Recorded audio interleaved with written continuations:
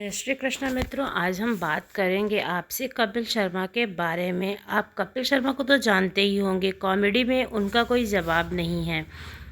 कपिल शर्मा अपनी कॉमेडी के साथ साथ अपने बेहतरीन सेंस ऑफ ह्यूमर के लिए भी जाने जाते हैं। कपिल शर्मा में जो टैलेंट है वह टैलेंट इस दुनिया में बहुत कम ही लोगों को मिला हुआ होता है, इसलिए कपिल की प्रसिद्धि भारत में ही नहीं पूरी दुनिया में है। कपिल शर्मा जितने हंसमुख हैं, उनकी ज़िंदगी का सफ़र उतना ही कठिन और संघर्ष में रहा है। आज हम इस वीडियो में जानेंगे कि कपिल शर्मा ने सक्सेस कैसे पाई और साथ में गिन्नी और उनकी लव स्टोरी के बारे में भी कुछ उनके बारे में इंटरेस्टिंग बातें करेंगे। कपिल के बारे में सब कुछ जानने के लिए वीडियो में एंड तक ज़रूर बने रहिएगा। कपिल शर्मा का जन्म 2 अप्रैल 1981 में अमृतसर पंजाब में एक मिडिल क्लास फैमिली में हुआ था। कपिल का जो असली नाम है वो है कपिल कुंज, लेकिन उनकी पर्सनालिटी को वो नाम सूट नहीं करता था, ऐसा उन्हें लगता था। फिर इन्होंने अपना नाम बदलकर कपिल शर्मा रख लिया। कपिल की फैमिली में कपिल को मिलाकर 5 लोग थे, कपिल की माँ और उनके पिताजी। इसके अलावा उनका एक भाई और एक बहन भी है।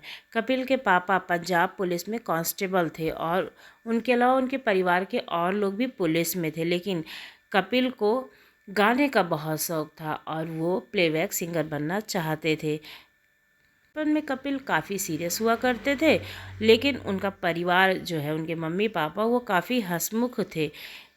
कपिल के कॉमेडियन बनने का श्रेय उन्हें ही जाता है। उनकी लाइफ अच्छी ही चल रही थी, उनका परिवार भी संतुलित था और कपिल की आंखों में एक सपना था प्लेबैक सिंगर बनने का। इसी बीच एक खबर आई जिसने उनके पूरे परिवार को तोड़ दिया। साल था 1997 का।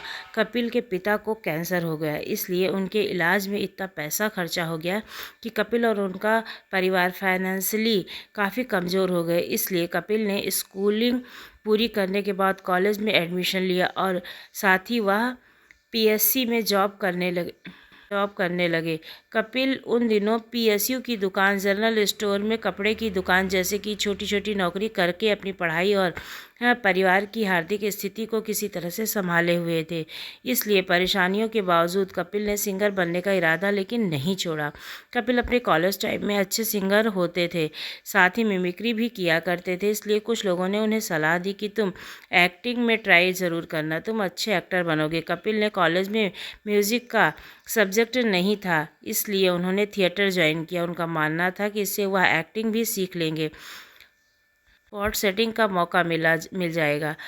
कपिल कॉलेज के दौरान थिएटर की वजह से काफ़ी फेमस हो गए थे, इसलिए उन्हें उनके कॉलेज से स्कॉलरशिप भी मिला। उन्होंने स्कॉलरशिप से कॉमर्शियल आर्ट का कोर्स ज्वाइन कर लिया, लेकिन कपिल ने कभी इस क्लास को अटेंड नहीं किया। कपिल थिएटर भी कर रहे थे, जॉब भी कर रहे थे, फिर भी कपिल का परिवार काफ़ी गरीबी में था। वह अपने पापा का इलाज हॉस्पिटल के प्राइवेट रूम में रखकर करवाना चाहते थे, पर पैसों की तंगी के कारण उन्हें जनरल वार्ड में रखा गया था।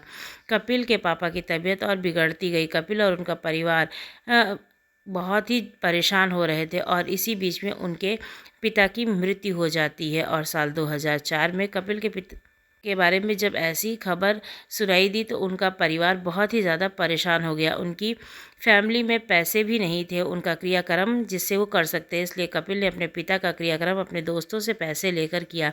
कॉलेज ख़त्म होने के बाद कपिल नौकरी ढूंढने लगे। काफ़ी ढूंढने के बाद जब उन्हें अच्छी नौकरी नहीं मिली तो उन्होंने पंजाब बैंड ज्वाइन कर लिया।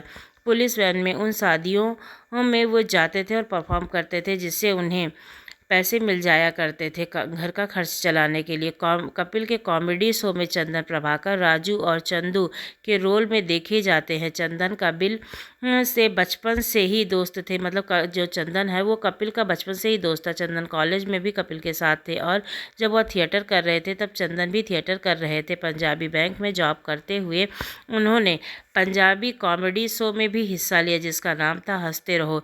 इस शो में कपिल के पक्षों में काफ़ी पसंद किया गया, या वह शो में ने ये डिसाइड कर लिया था कि अब वो म्यूजिशियन नहीं बनेंगे, जबकि कॉमेडी पर ध्यान दें। इसके बाद कपिल टीवी इंडस्ट्री में कैरियर बनाने के लिए मुंबई आ गए। कपिल ने 2007 में the great Indian laughter challenge season का ऑडिशन दिया और कपिल को इस ऑडिशन में रिएक्शन का सामना करना पड़ा, लेकिन रिजेक्ट होने के बावजूद कपिल को यकीन था कि वो यहाँ ज़रूर सिलेक्ट होंगे, इसलिए उन्होंने इस शो के दूसरे शहर में जाकर ऑडिशन दिए। कपिल को दूसरे ऑडिशन में सिलेक्ट कर लिया गया। The great Indian laughter challenge में कपिल को पहले ऑडिशन में रिजेक्ट कर दिया गया था। पहले ऑडिशन में कपिल के दोस्त चंदन ने भी हिस्सा लिया था, जहां चंदन को सिलेक्ट कर लिया गया था।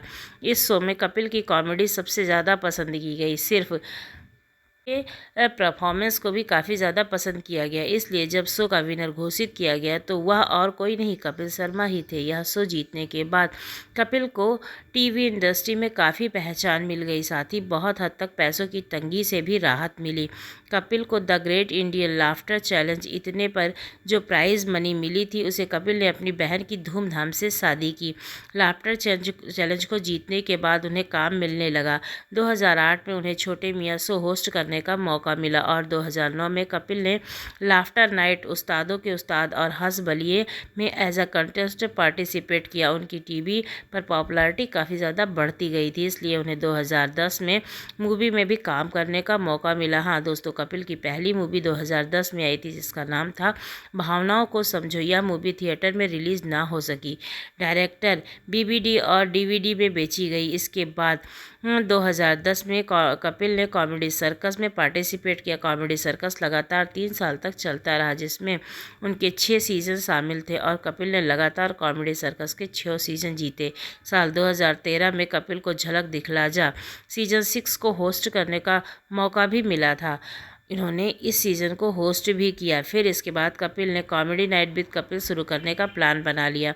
Comedy night with Kapil show को स्ट्रेस करने का आइडिया कपिल को यूके के एक शो कुमार एयरपोर्ट T2 देखकर आया था। कुमार सेक्टर 42 कपिल के शो की तरह है, जिसमें कॉमेडी, गेस्ट पोस्ट और फैमिली के बारे में बात करते हैं। शो में बड़ी बड़ी सेलिब्रिटीज़ एज अ गेस्ट बुलाए जाते हैं। जब Kapil comedy night with Kapil start किया था तो सेलिब्रिटीज़ को इनवाइट किया तो उनके शो में कोई नहीं आने को तैयार हो रहा था, लेकिन कपिल के एक बार कहने पर ही धर्मेंद्र उनके शो में आने को तैयार हो गए और इसी बात का एहसान कपिल अभी भी धर्मेंद्र को मानते हैं। इस स्टार्ट होने के कुछ दिन बाद ही शो की पॉपुलैरिटी बहुत ज़ोरों पर बढ़ गई और कपिल पर अब बॉलीवुड के फेमस नाम बन गए थे और एक्टर उनके शो में आना चाहते थे।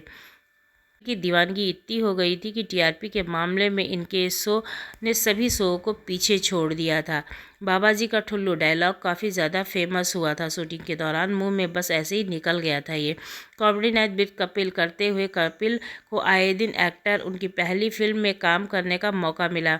यह फिल्म डायरेक्टर अब्बास और मस्तान की थी, जिसमें कपिल ने कुमार सिंह रामकिशन का रोल प्ले किया था। कपिल की हीरो के तौर पर पहली फिल्म की सुपरहिट साबित हुई। यह मूवी में 5 हैं जो भी हैं, जिसके बारे में वो अपने शो में अक्सर बातें करते रहते हैं। का सो कॉमेडी नाइट विद कपिल का क्या कहना, ये 2013 से 2016 तक प्लस टीवी पर चला। फिर इसके बाद 2016 से 2023 तक इन्होंने सोनी टीवी के साथ काम किया। अब इनका शो 2024 से the great Indian Kapil show आया है, जो नेटफ्लिक्स पर फिल्माया जाता है, जिसे दर्शक काफ़ी ज़्यादा पसंद करते हैं। इसके अलावा इन्होंने टीवी में भी डेब्यू किया था। जानते हैं इनकी अर्निंग के बारे में। ये पर एपिसोड 10 लाख रुपए चार्ज करते हैं और इनकी इनकम करोड़ों में है। इन्होंने मुंबई में कई सारे फ्लैट भी लिए हुए हैं, जिसको ये रेंट पर देते हैं, जो लग्जरी फ्लैट है, और उससे भी इनकी अर्निंग होती है। कई जगह ये ऐड भी करते हैं, ये एंकरिंग भी करते हैं और इनका खुद का शो तो चलता ही है, तो इससे इनकी काफ़ी ज़्यादा अर्निंग हो जाती है। और ये तो कपिल शर्मा ने इतनी अर्निंग कर दी है कि सबसे ज़्यादा टैक्स पे करने वाले इंसानों में उनका नाम शामिल हो गया है। तो ये रही कपिल शर्मा के बारे में जानकारी। और अब कपिल शर्मा का एक शो फिर से, यानी कि season 3 the great Indian Kapil Sharma season 3 आने वाला है और आप लोग उस सीरियल को ज़रूर देखिएगा। आप अगर सीरियल देखते हैं और आपको कैसा लगता है ज़रूर बताइएगा। आपको कपिल शर्मा कैसे लगते हैं ज़रूर बताइएगा। उनकी जर्नी के बारे में जानकर आपको कैसा लगा, क्या आप भी उस तरह का स्ट्रगल करके कामयाब होना चाहते हैं, ये भी कमेंट सेक्शन में बताइएगा। और अगर आप किसी के बारे में, कोई भी एक्टर है उसके बारे में अगर आप जानते हैं तो हमें कमेंट सेक्शन में बताइएगा। आपकी कमेंट्स को मैं अपनी वीडियो में ज़रूर शामिल करूँगी। मिलती हूँ अगली वीडियो में, तब तक के लिए बाय बाय, धन्यवाद।